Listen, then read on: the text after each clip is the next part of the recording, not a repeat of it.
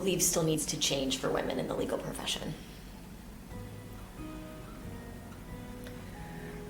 Well, I mean, even though for 3 decades now, my class of 51% women, I think there have been, coming into law school and coming out as associates, equal numbers of women. You do not see that as partners. The ABA report that I just looked at said, I think 2003 or so, a couple of years ago, 28% of partners in law firms are women.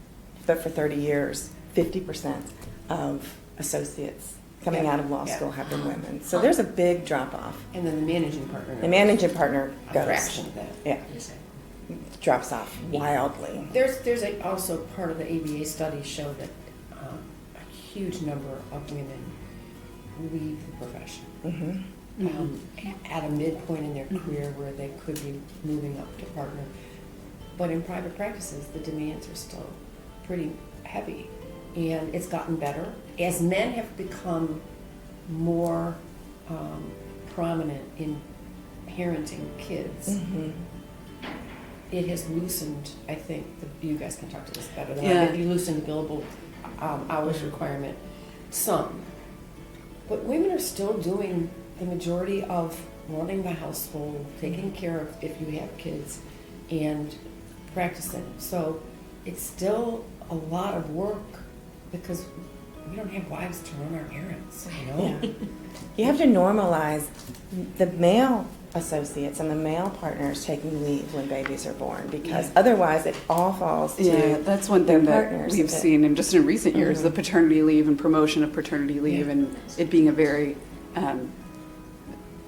supported and equal opportunity. So the women are taking the same amount of leave as the men are, and it's very much supported, and there's a clear way, like you were mentioning, you know, from a numbers perspective how that's treated when you make the decision to take the leave.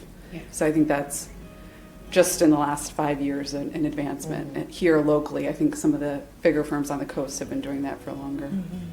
And also you have to have support at home too, and a partner that supports it. I think Ruth Bader Ginsburg said, women often marry their glass ceilings. And there you go.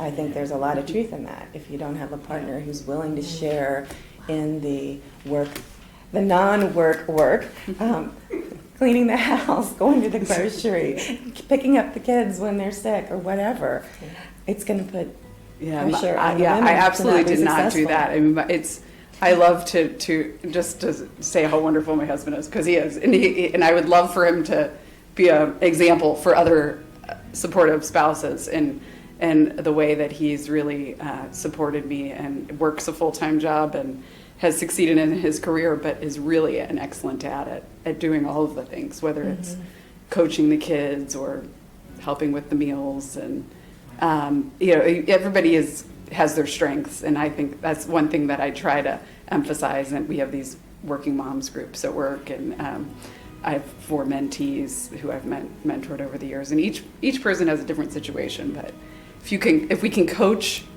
the spouses a little bit, you know, maybe we can help. There's an alternative to that. I went out and hired a wife. That's true. Let's do that too. Slash nanny, slash chauffeur from day one. And fortunate because, operating surgeon. Absolutely.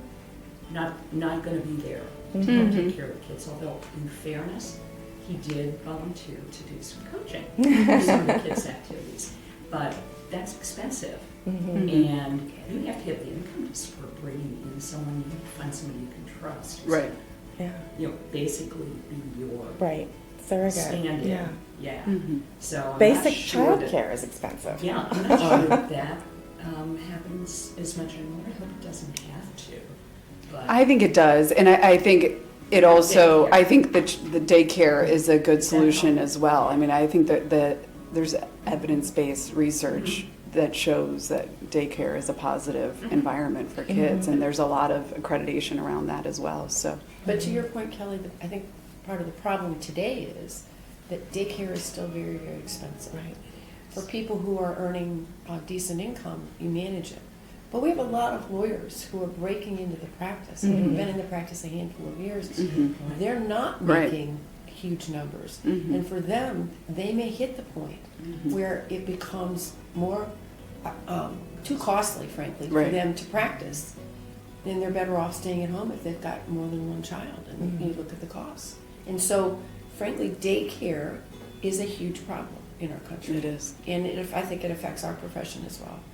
From an economic development perspective as well, I know that's a focus area in Cincinnati and in other regions trying to attract businesses is the lack of childcare. So it's not just within the legal profession, Right. it's a major Absolutely. issue. Right, yeah.